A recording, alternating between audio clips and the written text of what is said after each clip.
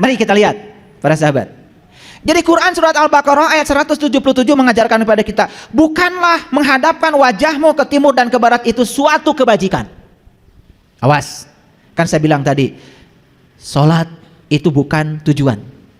Baca Quran, aqimis sholat, inna sholat tanha anil fahsya wal munkar. Sholat itu hanyalah instrumen supaya kita tidak berbuat keji dan munkar. Jadi sebetulnya ladangnya sholat itu adalah kita berhenti dari perbuatan keji dan munkar. Kalau masih sholat tetapi masih melakukan perbuatan keji dan munkar, pikiran positifnya sholat saja masih melakukan itu, komo mentes sholat. Awas, jangan berpikir negatif ya. Kenapa kamu gak sholat? Orang lain sholat aja berbuat keji dan munkar. Itu sholat aja keji dan munkar, apalagi kalau gak sholat. Ngerti maksud saya? Coba berpikiran positif ya gitu. Jangan cari-cari alasan pembenaran. Jadi ya, kepada siapa memberikan harta yang dicintai itu? 1, pada kerabat. 2, pada yatim. 3, pada orang miskin. 4, pada ibnu sabil, orang yang sedang melakukan perjalanan menuju Tuhan. Yang keempat, kepada orang yang minta-minta.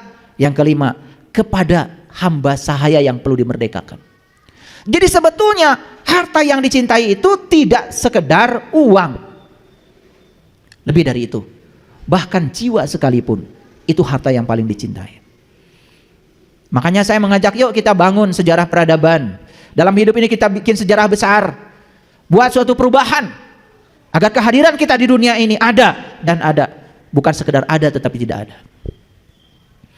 Lalu berikutnya apa? Yang mendirikan sholat, yang menunaikan zakat, orang yang menepati janji apabila dia berjanji, orang yang sabar dalam kesempitan, orang yang sabar dalam penderitaan, orang yang sabar dalam kesulitan.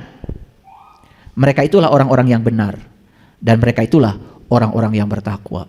Jadi kalau kita merujuk pada ayat ini, orang benar dan bertakwa itu ternyata cirinya banyak. Coba kalau dirinci tadi, ya, apa saja? Iman pada Allah, iman pada hari akhir, iman pada malaikat, iman pada kitab, iman pada nabi, memberi harta yang dicintainya kepada kerabat, yatim, orang miskin, ibnu sabil, orang yang minta, dan orang yang perlu dimerdekakan jiwanya. Mendirikan sholat, menunaikan zakat, dan orang yang menepati janjinya apabila dia berjanji, dan orang yang sabar dalam kesempitan, penderitaan, dan kesulitan. Itulah orang yang benar, itulah orang-orang yang bertakwa. Jadi kalau merujuk pada ayat ini, para sahabat, hadirin semua, untuk menyatakan diri kita orang yang benar itu mungkin takut ya saat ini, betul nggak? Karena ciri-cirinya begitu banyak. Iman pada Allah tidak cukup percaya, iman pada malaikat tidak cukup percaya, karena iman itu harus ada pembuktian, iman itu harus dirasakan, harus dialami, betul? Kenapa kok saya udah percaya pada Allah tetapi saya masih pelit, belum bisa memberikan harta yang dicintai? Itu karena kita belum ma'rifat kepada Allah, belum tahu dan kenal kepada Allah. Jadi kembali lagi, buat apa kita mengenal Allah? Supaya kita bisa berakhlak seperti akhlaknya Allah. Paham ya? Oke, kita lanjutkan dulu. Rukun Islam ada 5. Sudah hafal semua? Sudah hafal. Syahadat sudah hafal tiap hari. Sholat sudah melakukan. Zakat ya kalau ingat. Saum insya Allah ikut-ikutan dengan orang ya. Pokoknya Ramadan saum semua ya. Ya, alhamdulillah. Lebaran ikut kan? Ya, paling duluan kan? Ya. Haji udah semuanya. Tapi yang paling penting dari sini itu harus diingat, rukun Islam ini sebetulnya bukan tujuan. Rukun Islam ini adalah instrumen. Tujuan dari rukun Islam itu akhlak. Yuk saya jelaskan. Apa sih intisari syahadat? Coba syahadat. Asyhadu an la ilaha illallah wa asyhadu anna Muhammadar Rasulullah. Jadi syahadat itu 2, bersaksi pada Allah, bersaksi pada Rasulnya. Dan Allah dan Rasul itu sebetulnya ya sudah ada bersama kita. Dalam diri kita itu sudah ada. Makanya Rasulullah itu ada 2. Satu Rasul yang syariat, kita kenal para nabi, para rasul, termasuk Rasul kita Nabi Muhammad Rasulullah SAW. Itu adalah toladan kita, ikutan kita. Tetapi sesungguhnya dalam diri kita juga ada Rasul yang hakikat, yang punya sifat 4, sidik, amanah, fatonah, balagoh. Ada di sini, ada di sini, hidup itu. Jadi syahadat itu intisarinya apa? Intisarinya kita harus merasa diawasi oleh Dia. Dan kalau kita merasa diawasi oleh Allah dan Rasulnya, apa yang terjadi? Tidak mungkin kita melanggar dan berkhianat pada diri kita sendiri. Akhlak bukan? Akhlak bukan? Gitu. Sholat. Di Quran dikatakan ciri orang yang beriman itu sholatnya khusyuk. Bahkan ciri orang yang beriman itu sholatnya itu terjaga, terpelihara. Walladzina hum ala sholawatihim yuhafidun. Sholatnya itu sampai tingkatan sholawat. Sholat itu terhubung. Jadi keterhubungan dengan Allah itu bukan sekedar di waktu sholat. Setelah selesai sholat, justru lebih panjang waktu di luar sholat daripada sholat, bukan? Nah, keterhubungan itu dengan Allah itu akan membangun akhlak. Zakat, apa zakat? Zakat itu menyucikan jiwa, sebetulnya tazkiyatun nafs. Yuk, syariatnya kita mengeluarkan kemelekatan pada harta. Tetapi yang tersucikan adalah jiwa kita, bukan? Saat kita melepaskan kemelekatan pada harta, tersucikan jiwa kita.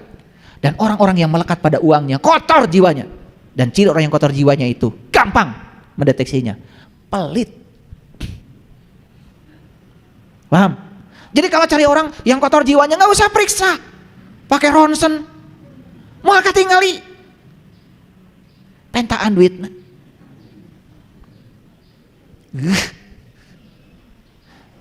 Mun pelit, kotor jiwanya. Karena kekotoran jiwa itu akibat kemelekatan jiwa pada harta. Kalau dia tidak bisa melepaskan, itu tanda kalau melekatannya masih tinggi. Itu ciri kotor jiwanya. Jadi sebetulnya latihan menyucikan jiwa dengan melepaskan kemelekatan pada uang, ujungnya akhlak. Betul nggak? Nah, saum, apa sih saum? Saum itu definisi hakikatnya adalah lisoimi farhatani, farhatun inda iftorihi wa farhatun inda liqa'i rabbih. Ada dua kegembiraan bagi yang saum. Satu ketika berbuka, yang kedua jumpa dengan Tuhan, kata hadis qudsi. Tapi saum secara syariat, bukankah kita sedang melatih diri untuk merasakan gimana rasanya lapar? Betul? Selesai saum kan kita jadi peduli pada orang lain. Akhlak bukan? Akhlak. Haji, apa sih inti soalnya haji? Coba lihat. Perintah haji selalu diikuti dengan ingat kepada Allah. Fa idza afadtum min Arafah fazkurullah, fa idza qadaitum manasikakum fazkurullah. Semua perintah haji diakhiri dengan fazkurullah. Jadi haji itu puncaknya adalah ingat kepada Allah. Sekarang coba, Allah ada di saya? Ada di dalam tubuh kalian? Karena Allah bilang, inna rabbaka ahata binnas. Begitu kita melihat semua orang itu di belakangnya adalah Dia. Beranikah kita menyepelekan orang? Beranikah kita menghinakan orang? Akhlak bukan? Jadi kalau kita rangkum rukun Islam yang 5 itu, tetap rukun Islam ini adalah instrumen. Ujungnya akhlak. Oke. Nah, makanya kalau kami itu di Tatar Parahiang sudah punya nih rukunnya orang Sunda. Rukunnya orang Sunda itu 5. 1, orang Sunda itu harus ngagem ilmu saepi. 2, harus ngagam ilmu napak sancang. 3, harus ngagam ilmu teterak di kadek. 4, harus ngagam ilmu rawa rontek. Yang kelima, harus ngagam ilmu halimun. Hebat ya leluhur kita. Ilmu saepi, sae itu bahasa Sundanya bagus, pi itu pikiran. Jadi ilmu saepi, pikirannya bagus. Ilmu saepi itu bukan bisa terbang, apa mulianya? Yang bisa terbang burung. Kan sudah saya jelaskan, tidak usah cari ilmu supaya bisa terbang. Buat apa? Burung juga bisa terbang, gak mulia. Betul gak? Kemuliaan manusia itu terletak pada akhlaknya. Kalau dia sudah tahaluk bi akhlakillah, itulah kemuliaan. Makanya orang yang sudah mulia akhlaknya, sae pikirannya. Kalau saya bahas secara psikologi, ternyata pikiran positif itulah kreator kehidupan kita. Begitu pikirannya positif, hidupnya positif. Pikirannya negatif, hidupnya negatif. Like attracts like. Yang serupa menarik yang serupa. Hati-hati dengan pikiran. 2, ilmu napak sancang. Nah, saya asli orang Garut. Lahir di Garut. Di Garut itu ada namanya Leuweung Sancang. Leuweung Sancang itu adanya di Santolo ke sana. Kalau dengar kata sancang bisa dikaitkan dengan masalah-masalah kegaiban. Makanya orang-orang yang belajar ilmu-ilmu yang tadi saya sebutkan, kesaktian, dan biasanya kalau orang belajar ilmu saktian adalah orang yang tidak siap menerima kenyataan hidup. Paham? Dan akan berhadapan dengan orang-orang yang tidak siap menerima kenyataan hidup. Orang yang ingin melanggengkan kemelekatan pada yang dia ingin. Makanya maaf ya, belajar ilmu kesaktian ujungnya apa? Kotor jiwa kita. Karena kita makin melekat pada yang kita ingin. Betul nggak? Iya, hati-hati. Nah inilah pemurnian tauhid itu ini. Pemurnian tauhid itu ini. Dimurnikan tauhid kita. Yang ketiga, ilmu teterak dikadek. Gak mempan digolok. Yang keempat, ilmu rawa rontek. Rawa rontek itu ilmu menyambungkan tulang belulang. Dan yang kelima, ilmu halimun. Apa makna dibalik semua itu? Baik, kita lihat. Ilmu sahepi, tadi apa? Sahep pikiran, bagus pikirannya selalu positif. Nah, berpikiran luas dan selalu positif. Bukan ilmu supaya bisa terbang, tetapi bagaimana pikiran ini menjadi energi positif, vibrasinya positif, frekuensinya positif. Karena apa yang digetarkan oleh pikiran, itu akan menggetarkan semesta. Pikiran negatif akan menggetarkan yang negatif. Mohon maaf, kalau kalian punya utang, terus aja di otak kita pikirkan utang. Tambah gede utangnya. Silakan kalau nggak percaya sama saya. Makanya di buku The Secret itu, ya, Ronda itu mengatakan, kalau kamu punya utang, lupakan kata utang. Ganti dengan kata berkelimpahan.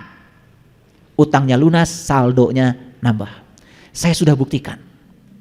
Saya punya cicilan rumah, saya punya cicilan mobil. Di otak saya nggak ada cicilan. Diganti berkelimpahan. Waktu transaksi ngambil rumah, saya bilang begini transaksinya di depan notaris. Ini rumah bukan punya saya. Saya hanya hak guna pakai sepanjang saya dikasih nafas. Ini rumah punyamu ya Allah. Ini rumah milikmu ya Allah. Karena bukan punyaku, ini punyamu. Tolong engkau yang cicil. Itu transaksi saya di notaris. Benar loh. Ya memang begitu kan? Betul nggak omongan saya? Apa yang salah? Kan bukan punya saya. Nggak ada milik saya. Kan Allah bilang, lahu ma fis samawati wa ma fil ard. Yang di langit punyaku, yang di bumi punyaku, bahkan di antara keduanya punyaku, bahkan diri saya pun punya dia. Terus yang mana punya saya? Awas, kalau nyicil mobil diambil leasing karena kalian salah transaksi. Nanti ada bab khusus nih kalau ingin nyicil supaya gampang lunas. Nanti ada bab khusus, bagus. Jangan sekarang. Kalau sudah masuk bab ini biasanya langsung mata terbelalak gitu ya. Saya tahu kalian cicilannya banyak, tapi nanti sebentar. Jadi ilmu sahepi itu akhlak bukan? Sakti enggak? Nih saya kasih tahu, semua orang yang pikirannya positif sakti, hidupnya menakjubkan. Jadi kalau kalian itu maaf ya, yang rada-rada besar itu timbangan badannya. Begitu setiap makan takut gendut, semua makanan yang dimakan akan menjadikan tubuh tambah gendut. Karena kata gendut ada di pikiran. Like attracts like. Yang serupa menarik yang serupa. Jadi sebetulnya yang bikin gendut itu bukan makanan, pikiran. Sieun gendut. Makanya kalau sieun gendut, cai pun, air pun bisa bikin gendut itu. Nih pikiran. Makanya kalau makan banyak, berpikir langsing aja. Aduh nggak percaya sama saya. Ini ilmu mahal ini, udah mulai mahal ini. Like attracts like, itu namanya hukum tarik menarik, yang serupa menarik yang serupa. Itu sebabnya kalau kalian sedang bangkrut, jangan banyak ngobrol tentang kebangkrutan, tambah riweuh.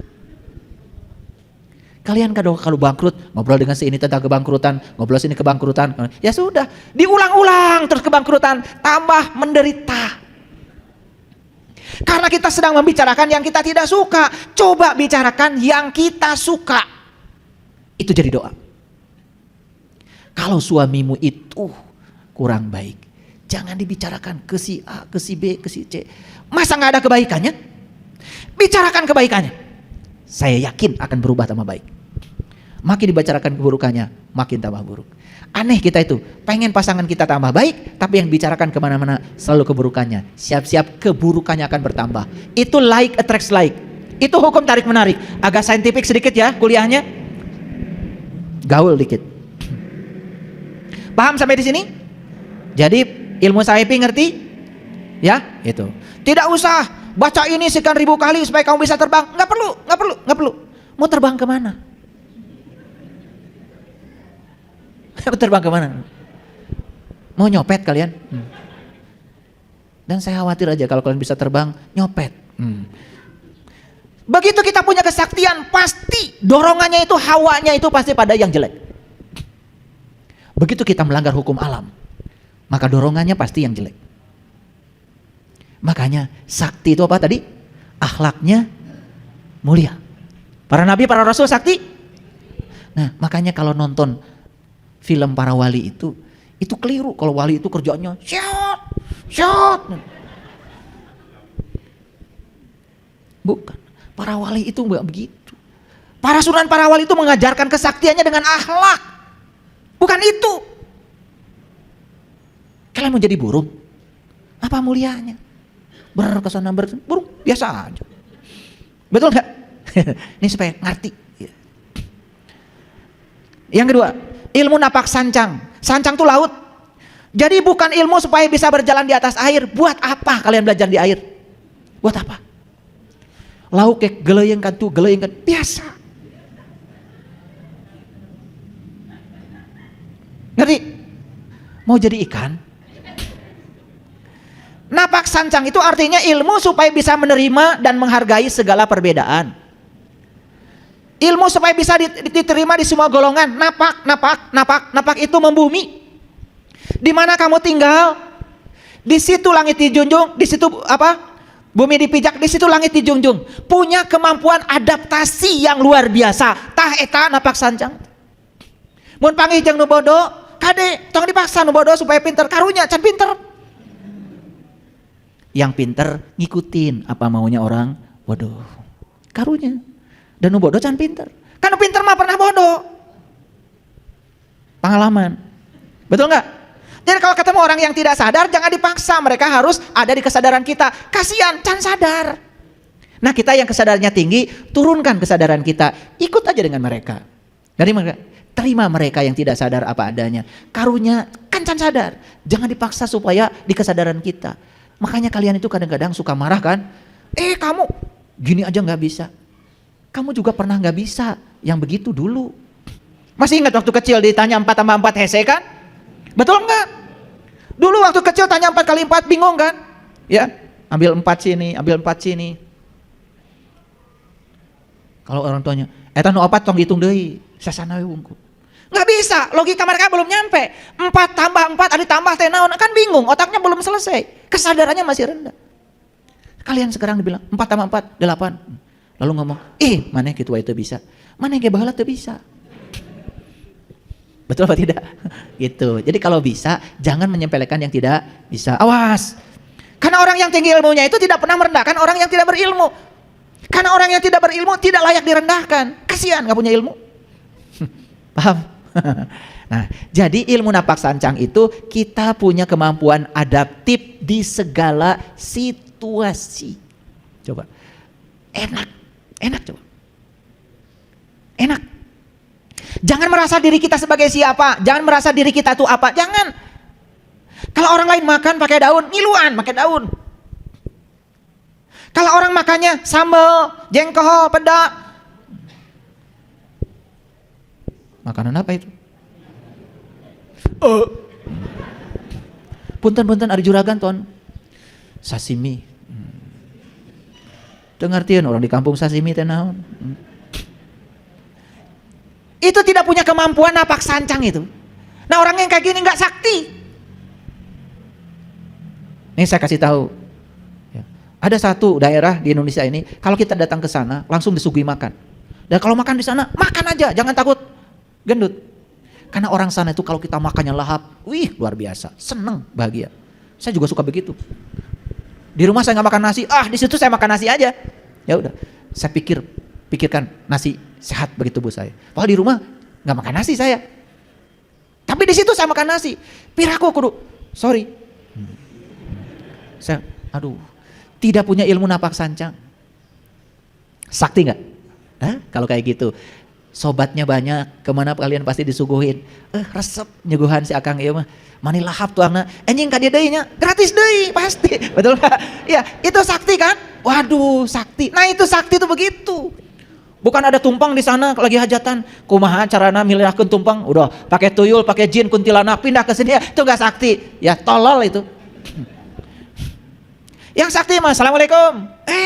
Akang, asa kantos tepang, pura-pura, ya gitu. Akrab. Mama, lingi-lingi, tuang, sakti itu. Itu namanya napak sancang tuh begitu. Ya. Saya heran banyak orang yang pergi ke sancang cari ilmu kesaktian. Saya aja orang sancang nggak nyari gitu. Saya pernah suatu saat udah ngobrol, Witi mana pak? Namanya Witi Sancang. Wah cerita ini cerita itu, pura-pura nggak tahu aja. Udah habis tuh cerita bohongnya. Saya bilang, abdi mah asli pak di itu. Mau jahit leletik di Sancang. Ternyata bohong.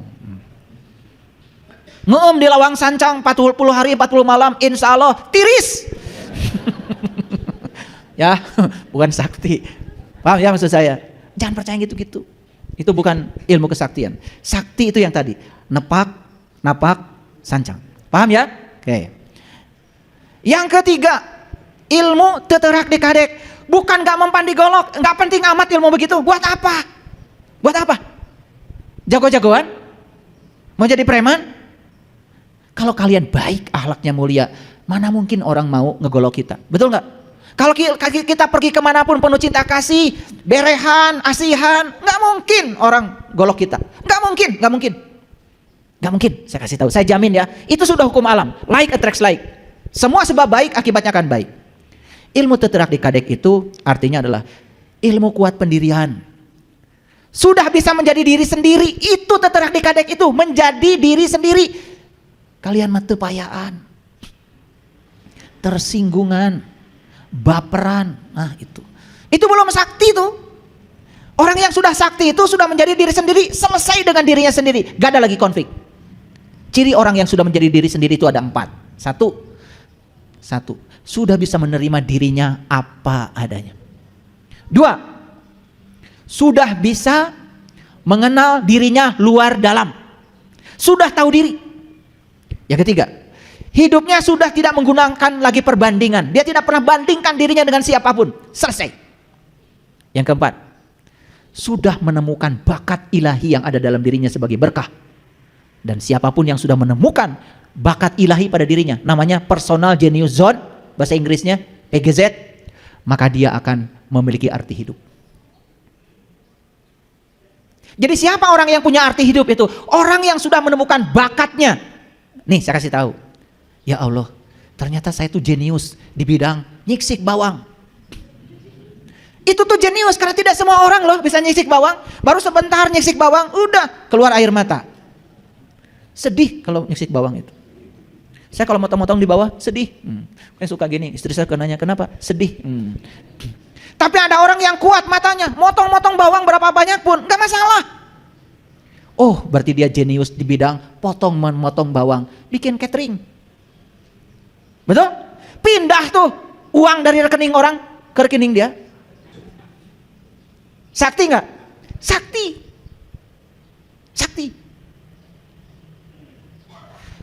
Nih saya kasih tahu. Kalian semua itu dari ujung sana sampai ujung sini. Sebetulnya kalian tuh jenius di bidangnya.